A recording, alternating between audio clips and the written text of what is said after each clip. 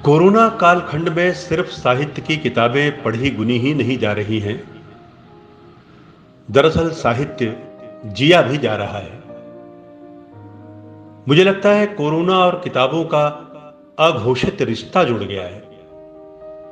हाल ही में मैंने पढ़ा कि दिल्ली विश्वविद्यालय के एक शोधार्थी ने अवध का किसान विद्रोह, इतिहास की पुनर्व्याख्या, पूरबिया का लोक वृत्त वाया देश परदेश, इन्वेंटिंग द पीपल जैसी किताबें पढ़ी और लॉकडाउन में कामगारों के पलायन को भी समझने की कोशिश की।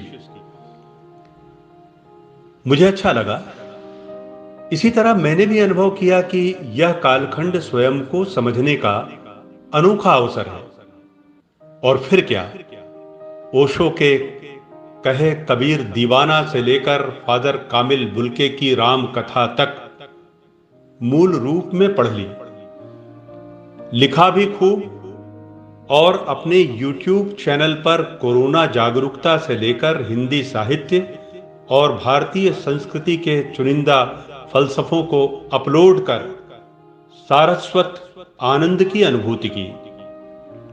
दूसरी तरफ प्रतियोगी परीक्षाओं के लिए शिक्षक पात्रता से लेकर संघ लोक सेवा आयोग की नागरिक सेवा तक होनहारों के लिए वस्तुनिष्ठ और विषयगत जानकारी देने वाले धारावाहिक पॉडकास्ट से लक दक वीडियो भी बनाए। उसका अलग परितोष मिल रहा है, सुकून मिल रहा है।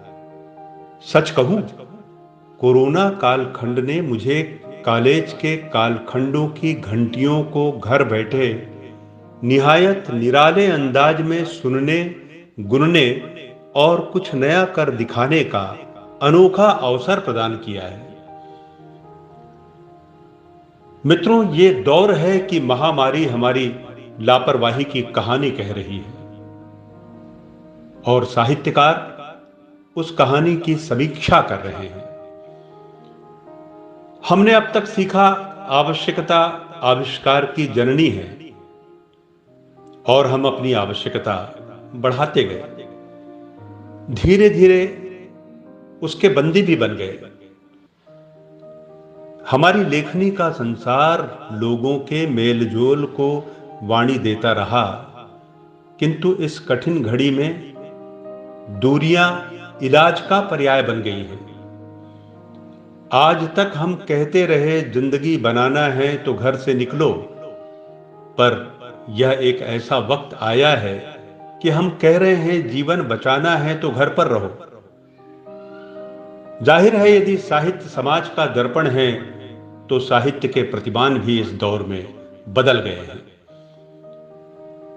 अब तो हमारा जीवन ही ऑनलाइन जैसा हो गया है। यह स्वयं को बचाने और स्वयं को बांचने का भी कालखंड है। निराशा घर ना कर ले, नकारात्मकता घेर ना ले, अवसाद के हम शिकार ना हो जाएं, इसके लिए साहित्य जगत लोगों को जगा रहा है।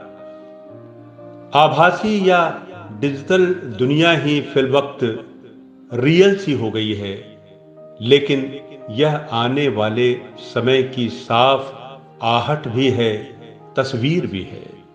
इससे मुंह फेरना अब संभव नहीं है। पीछे मुड़कर देखा ही नहीं जा सकता। सूचना और संचार ही अब विचार व्यवहार का दूसरा नाम है।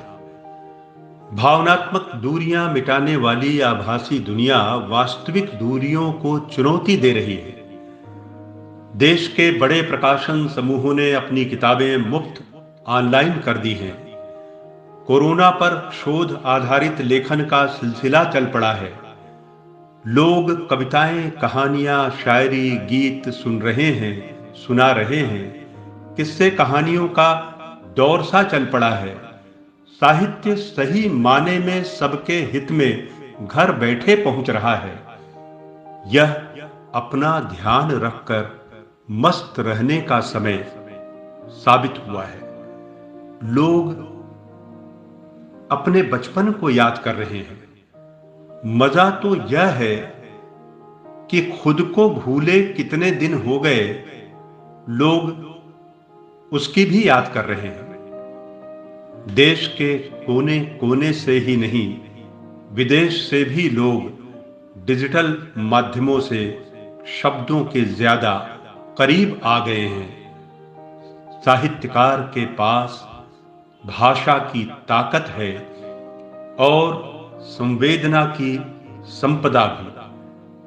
मुझे लगता है मानवता के पक्ष में इससे बड़ी नेमत और कुछ नहीं हो सकती।